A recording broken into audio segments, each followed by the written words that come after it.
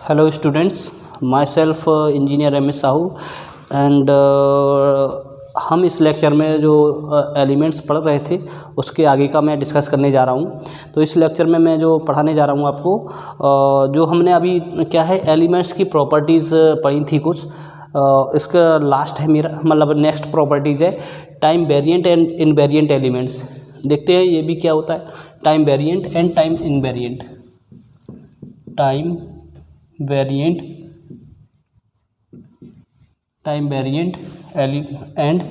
Invariant. Time invariant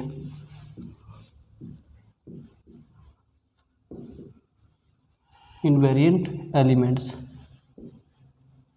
ठीक है, अब देखते हैं ये क्या होते हैं। मान लीजिए देखिए टाइम वेरिएंट एंड इनवेरिएंट। अब पहले मैं टाइम वेरिएंट को डिफाइन कर रहा हूँ। देखिए टाइम वेरिएंट जैसे आप समझ पा रहे हो, टाइम वेरिएंट ऐसे एलिमेंट्स जिनकी प्रॉपर्टी जो अपनी प्रॉपर्टीज़ टाइम के साथ चेंज करते रहते हैं। ठीक है, with elements which changes our property with respect to time is called time in variant element. ठीक है, तो डेफिनेशन अगर लिखोगे डेफिनेशन, ठीक है, elements which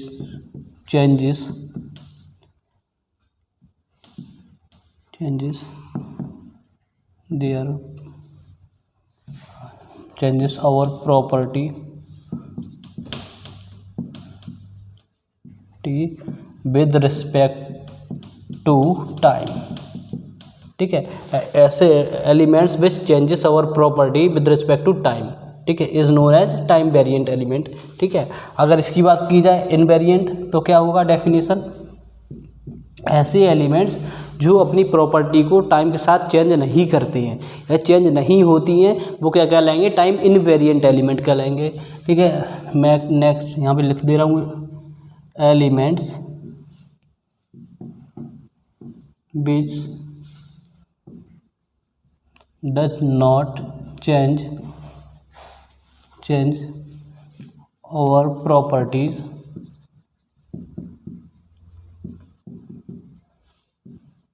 with respect to time। ठीक है, ऐसे एलिमेंट्स जो समय के साथ अपनी प्रॉपर्टी में कोई बदलाव नहीं करते हैं, चेंज नहीं करते हैं, तो वो क्या कहलाएंगे, टाइम इनवेरिएंट एलिमेंट कहलाएंगे। ठीक है, टाइम वेरिएंट एलिमेंट्स की अगर बात की जाए, जैसे आपका जो पैसिव एलिमेंट्स हैं उनमें क्या रहेंगे आपके, मान लीजिए जो पैसिव एलिमेंट्स में अगर बात की जाए एग्जांपल, अगर तो आपका जो डायोड हुआ, ट्रांजिस्टर हुआ, मॉसफेट है, ठीक है, बीजेटी है आपका, आईजीबीटी, ठीक है, और भी एससीआर है। ये सब क्या है, टाइम वेरिएंट डिवाइसेस है जो जिनकी प्रॉपर्टी टाइम के साथ चेंज होती रहती है। ठीक है, और जो एक्टिव सोर्स है उसमें बात की जाए तो देखिए आपका जितने भी डिपेंडेंट सोर्स हैं, dependent sources, current dependent current source, voltage dependent voltage source है, में भी ऐसे हैं, तो ये क्या है, ये भी टाइम वेरिएंट हो सकते हैं।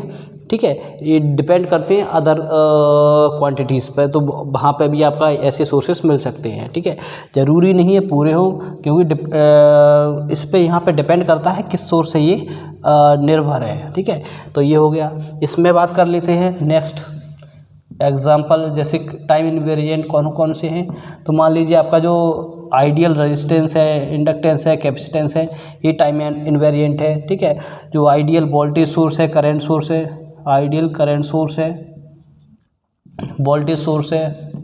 ठीक है, और जो आपका डीसी सप्लाई हुआ, ठीक है, एसी सप्लाई।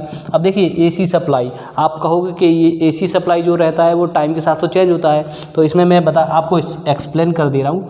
ठीक है, तो देखिए ये है, इस टाइप से होता है आपका एसी सप्लाई। ठीक है, तो ये टाइम का फंक्शन है। मान लीजिए ये आपका करंट की बात कर ले रहा है, मैग्नीट्यूड। ठीक है, तो देखिए इसमें क्या है आपका frequency and magnitude, frequency and magnitude.